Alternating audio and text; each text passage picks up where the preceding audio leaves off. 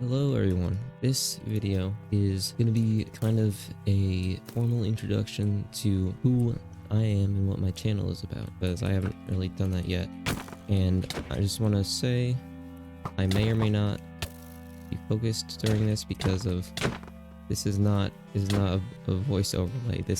I'm doing this while talking. So I have been playing Minecraft for a long time. Like almost all of my life. I've been playing since I was 3, and I was completely obsessed as soon as I started playing it. Loved the creative mode. Survival mode was fun if I had friends to do with. I used to play all the time with my brother. We had our signature world was called New Ideas, and I will never forget that. Such a fun time. As the years went by, I began to get interested in PvP.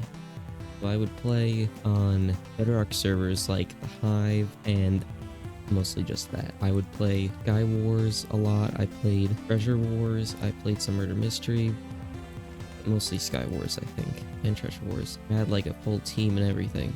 So after I was doing that a while, I eventually got access to a computer. Someone in the family had a PC, so I decided to play on that, and I played some of this server, believe it or not, CubeCraft. This server has really gone down the drain since that. I will completely admit that.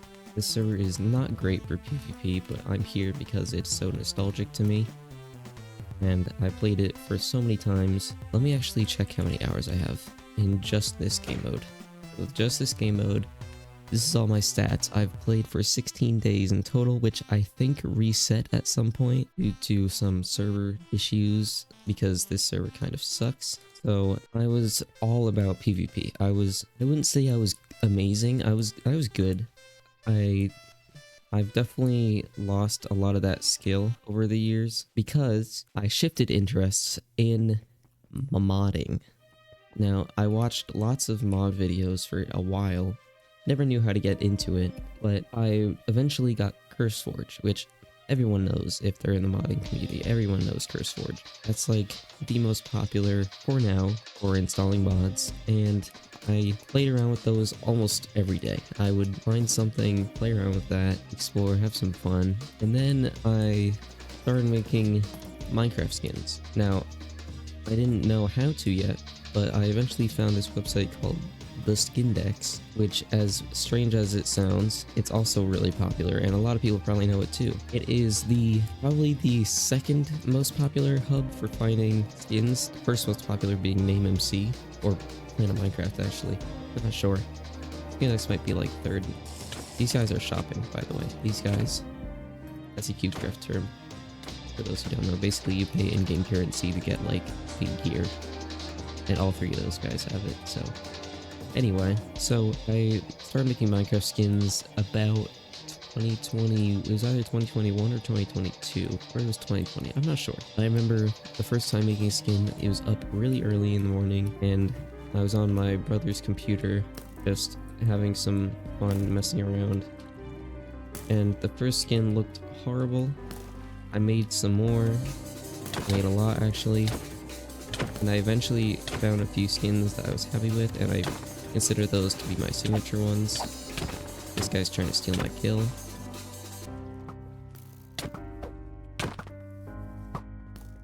Anyway, so I eventually made an account on Skindex, where I, to this day, well now very rarely, I used to make skins almost every day. Probably every day. Multiple skins a day. And I do not publish very often at all. Maybe once a month maximum. And it's been a long time since I published anything as of recent. But the Skindex account is the same as my Minecraft username. Which is HappyMochaNoises. There you go. And yeah, I've been making Minecraft skins. I did not make this one. I did not make this one. That is one I did not make. What do you want? Why were you naked? Anyway.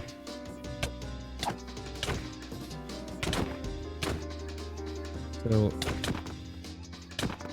after doing all these things about finding new stuff out about Minecraft that really enriched the experience, I eventually found out how to make mods easily, which if anyone knows about making mods who doesn't really have great coding skills, you should know that I use mCreator to make mods. And this mCreator was like my saving grace because it brought a whole new world of like opportunities. I could make whatever I wanted basically within the limits of mCreator because there are a lot of limits. So I think the first mod I made was 2023. I never published it, but I do have a clip of it on my Metal, which is a clip recording software.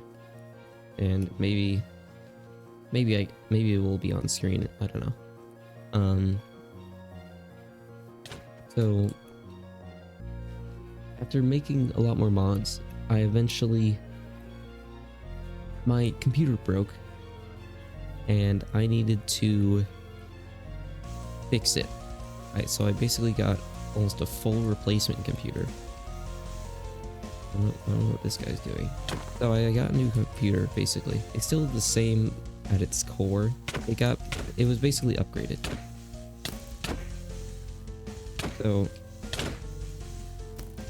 I'm gonna die here. Yeah. Anyway, I started making more mods again after I could no longer edit some of my oldest ones. Like my first mod, which I called the Mocha mod, by the way. Which I know, very surprising that I named it after me. I made more mods, and I eventually found out how to easily publish them. So the first mod I ever published, after a failed attempt of publishing it because I was a big dum-dum, first mod I published was called Knighthood and Wizardry, which was a huge moment for me because that mod had so much content. It had a whole bunch of 3D models, had a whole bunch of towns I found, and had a whole bunch of amazing stuff. It's a pretty big mod, and it has a whole bunch of bosses, and I would say it's definitely a big stepping stone for my later mods, which, if you know who I am on curseforge, then that should be a giveaway. But anyway, the next few mods I made, I believe the one I made after Knighthood and Wizardry was a horror mod. Now, the horror mod I made, I think it is overrated. So what I mean by that is I started off horror mod stuff when the Cave Dweller came out. So right after Cave Dweller Man from the Fog started popping up, I made a mod called the Spectre Creep. Now, the mod basically was like a combination of the Man from the Fog and the Cave Dweller, because it kind of spawned like above ground. It was really simple. It was just kind of, it spawns and then is invisible and it has a chance of despawning, or it will actually chase you. Apparently, a lot of people liked it, so it got around, I think it has more than 27,000 downloads, which was a huge like shock to me because I was not expecting it. But I was early to the horror Minecraft scene, I guess. So I guess that was good in that case. But anyway, the mod actually was featured in the video by Fundy, who is a pretty popular Minecraft mod guy. I guess he like kind of publishes videos like with mods. He makes his own and then makes them goofy or satisfying, stuff like that. A lot of people probably know him because he's pretty popular. So yeah, one of his videos was titled something about downloading a whole bunch of mods from like popular to like unknown, basically. For whatever reason, my mod, which only had a few thousand downloads at the time, was in like was in the same mod pack as like Twilight Forest. Not sure why. Yeah, that mod was definitely what kind of gave me a little boost of popularity in the beginning. None of my other mods got that popular because of it, but it was definitely a start to what my potential could be. And so I think the next mod I made, or at least big mod, was the Wizarding World. which was my first take on like a fully like magic based mod. I really love that mod. I think it's really well done. I wouldn't say it's balanced very well because some of the enemies are really strong, even though they can show up at any point at any time. I really love how I made the spellbook crafting. I really like how I did it all. I'm very proud of that mod. It has like different classes. It has the alchemist class, it has the whole like necromancer section, and it has the wizard section. I just love it. I just think it was an amazing thing. I did it really well. However, that mod is not that popular. That was the first one I posted to Modrinth as well as curseforge, I think. So I think it has quite a few downloads. I think curseforge has 13,000. Then one of my other mods I published after that was called Epic Weaponry, which a lot of people loved it because it was unknowingly compatible with Better Combat, which is, in my opinion, the best combat mod for Minecraft, where the mod I made just adds anchors, really. Iron, diamond, gold, and netherite anchors. And I personally was not expecting it to get so popular because that's literally all it added, but it got like more than 3,000 downloads pretty fast. And I was not expecting it. So in the background I was working on it like non-stop, adding a whole bunch of things. I eventually ran into a problem with mCreator where it would just not load it up. It just wouldn't work. So I got mad and I eventually deleted the project file, which to this day I still hate myself for that because it was a very stupid thing to do. And I had so much stuff was in that mod. For anyone who actually knows the mod, I was planning like a whole new like unique variants of all, like 3 unique variants of every weapon. There was gonna be a whole bunch of new like weapon categories. There was like gonna be like scissors as weapons. There's gonna be like chainsaws. There's a whole ton of stuff that I was gonna add that I eventually couldn't because I did something stupid. So I went back eventually after a long time and basically remade the mod from the ground up using the original models because I still have those. I called it Epic Weaponry Resharpened.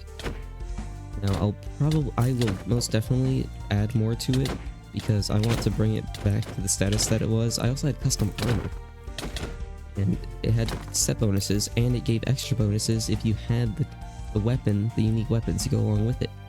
It was so cool. I don't know why I would ever have deleted it. Regardless on if it worked or not, I would have kept it in case it came back. I very much so regret doing that. It was so fun. After that whole fiasco happened, I made other mods here and there. Some of them I didn't publish. I made some random throwaways that I just didn't really have as much inspiration for as I did at the start of making each of them. But mods like, I made a mod called the Ventriloquist, which I love that mod. That is probably my second favorite horror mod I've ever made. Actually, that's not true. I made quite a few horror mods. So I made this one mod, which I never published, but I tried to make it have a whole bunch of different unique horror entities in it, which included a zombie doppelganger, which basically would look exactly like a zombie until you hit it or kill it, I forget. Then it will turn into like this weird monster, which I actually reused the model for that in my most popular mod, which I will get to. I actually reused that model many times, but never landed on a good use for it. In that mod, I also added this thing called the Ventriloquist and another thing called the Village Doppelganger. Now, I loved both of these concepts so much so that I mostly focused on those two. I don't know what happened, but eventually the mod, I didn't really work on it anymore. Until I decided, since lots of horror mods were coming out, I wanted to make more unique horror mods. Because there were not that many unique ones at the time. It was all, I want to throw shame, but this one guy called Swaley, who had like 50 copies of the same original Cave Dweller reimagined mod, which, reimagined, I mean, there was the original Gargan's Cave Dweller, and then there was someone made a reimagined version with a new model, new sounds, a little bit extra behavior. It really enhanced it, and everyone copied it after that. Map switch, I guess. So the first one I did was the ventriloquist, I think. The ventriloquist, basically, I wanted it to be very dangerous, but also mysterious. I made it so it had different phases, and it would reach those phases by you getting achievements in the game, like diamond armor, going to the nether, stuff like that. What really made me love it so much was the model. I love the model for it, and the animations. There are no custom animations for it. It's all just default end creator, like preset animations, which, regardless of that, I think it's really good, a really good mod. Because the behavior, I honed it in from another mod I published before that, which was horribly unbalanced, called Mutations, which got a little popular. I'm not sure why. The ventriloquist basically would be scared of you, pretty much, in the first phase, and then it would get more aggressive as you did so. So I really like that one. But I also made my village doppelganger mod, which is probably my second favorite horror mod I've made, I will admit. The doppelganger, basically, there's structures that can randomly spawn in villages, plains villages. You know those lampposts with like the 2 or 3 fences and like a stripped oak log on top with like 4 torches around it? Yeah, basically it can randomly spawn another one of those in the village, and if you go too close to it, there's a chance that it can jump at you and like do a spawn animation with creepy sounds and then start chasing you. I love it. To this day, whenever I see those lampposts in normal villages, I still get on edge because I think it's one of them, but it's not, even if I don't have the mod in it. It got a little bit of traction, which I'm happy about.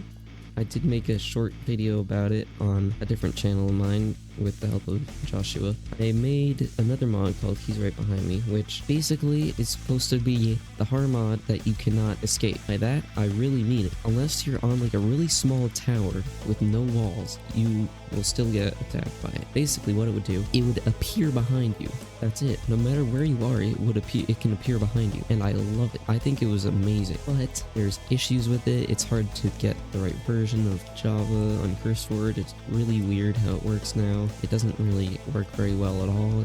There's like dependencies. It just doesn't work. You basically can't use it anymore. I think it was unbalanced. It spawned way too frequently, in my opinion, but I will say it scared me. So it scared me a lot. It was definitely probably my scariest mod that I made. Not in terms of I'm terrified, more in terms of jump scares. It was definitely the mod that has scared me the most out of any horror mod, including all those Dweller copies. So after a while, I made this mod called Mocha's Complicated Bosses. To this day, is my most popular. Okay, so this guy's using an auto clicker for 1.9, which is unfortunate for him because he doesn't know how that works. Anyway, the Mocha's Complicated Bosses was a project that started with something I wanted to try. I wanted to try to make a worm boss, and this worm boss, if you know anything about the mod, is, in my opinion, the most notorious in the mod. Personally for me, because I spent probably the most time trying to get it to work. Because it was very, very difficult and very inconsistent.